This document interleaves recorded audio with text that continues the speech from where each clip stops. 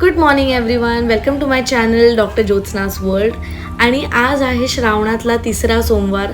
माझा 16 सोमवारांचं व्रत चालू आहे, त्याच्यामुळे माझा उपवास हा निर्जळा असणार आहे आणि 2 टाईमचा फलाहारावरती माझा उपवास आहे. पण प्रणयने सुद्धा ह्या वर्षीपासून श्रावणातला सोमवाराचा उपवास चालू केलेला आहे, त्यामुळे त्याला खिचडी बनवती आहे. मी खिचडी खाऊ शकत नाही, असं जशी आता कढई लवंडली अशी होऊ शकते तुमची, त्यामुळे नेहमी पकडीनेच परतायचं खिचडी तरी ॲटलिस्ट. त्याच्यानंतर खिचडी आता बनवून रेडी झालेली आहे. मी पटकन सगळं घर आवरून त्याचा टिफिन भरलेला आहे, तोपर्यंत तो अंघोळीला गेला आहे. आणि जेव्हा पण मी केस धुते त्यावेळेला मी प्रत्येक वेळेला लेवॉन सिरम वापरते. त्याच्याने एक वेगळा मस्त छान सुगंध येतो तुमच्या केसांना आणि केससुद्धा सॉफ्ट राहतात. खिडकी वगैरे उघडून मस्त प्रसन्न वाटतं. आमच्या घरामध्ये खूप उजेड येतो आणि त्याच्यामुळे खूप छान वाटतं. हे ताट मी ऑलरेडी तयार करून ठेवलं होतं पंचामृतासाठी आणि अभिषेकासाठी. तर हे पाटावरती आपण मस्त सफेद वस्त्र अंथरून घ्यायचं आहे आणि आजूबाजूने रांगोळी काढून घ्यायची आहे आणि पूजेला सुरुवात करायची आहे. आणि पंचामृत जर तुम्ही बनवून त्याचा अभिषेक करताय तर तरीही चालतं, पण जर तुम्ही वेगळं त्याचा जर अभिषेक केला तर अजून उत्तम असतं. एका कलशमध्ये फूल, अक्षदा आणि एक नाणं टाकून ते बाजूला ठेवलं आहे आणि त्याच्यावरती दिवा ठेवलेला आहे. आता पुस्तकाची पण पूजा करून घेऊयात, कारण की त्याच्यामधूनच आपल्याला कथा वाचायची आहे 16 सोमवाराची. आणि प्रतिमा तर लावायचीच नेहमी, शंकर, पार्वती आणि गणपतीची. त्याची पूजा करून घेतली आहे. सगळ्यात पहिलं कुठलंही पूजा चालू करताना आपण गणपतीची आराधना करतो, म्हणून गणपतीची पूजा केलेली आहे.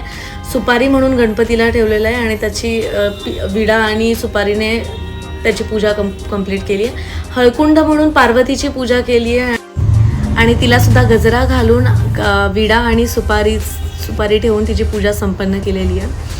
त्याच्यानंतर शिवांचा अभिषेक, शंकराचा अभिषेक हा खूप इम्पॉर्टंट आहे. 16 सोमवाराला तुम्ही जितका अभिषेक कराल तितकं नामजप कराल.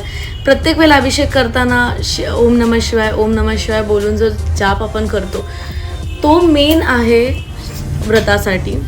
आणि ह्याच्यामध्ये खूप प्रसन्नता पण मिळते, खूप छान वाटतं पूजा करताना.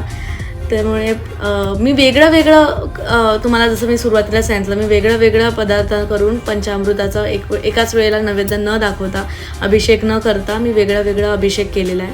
पाण्याने आता व्यवस्थित पिंड धुवून पहिले तर अष्टफूल काढून घ्यायचं. अष्टफूल वरती तांबण ठेवून त्याच्यामध्ये पिंड ठेवायची. आणि सर्वात पहिले ॲक्च्युली गंधक वगैरे लावून घ्यायचं असतं, भस्म वगैरे, पण मी आज विसरून गेले होते पूजा करताना. आणि मी बेलाचा आधी बेल वाहले आणि फुलं वाहलीत आणि त्याच्यानंतर मग मला आठवलं, मग मी भस्म आणि चंदन नंतर लावून घेतलं आहे.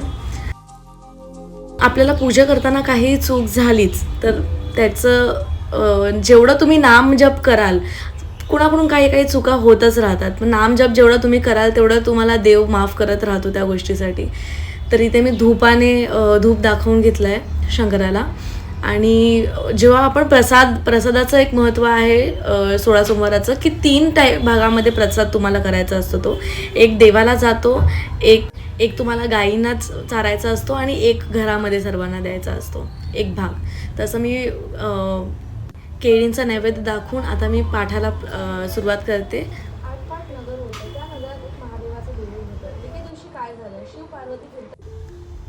पाठ पूर्ण होताच आपण आरतीची तयारी करणार आहोत.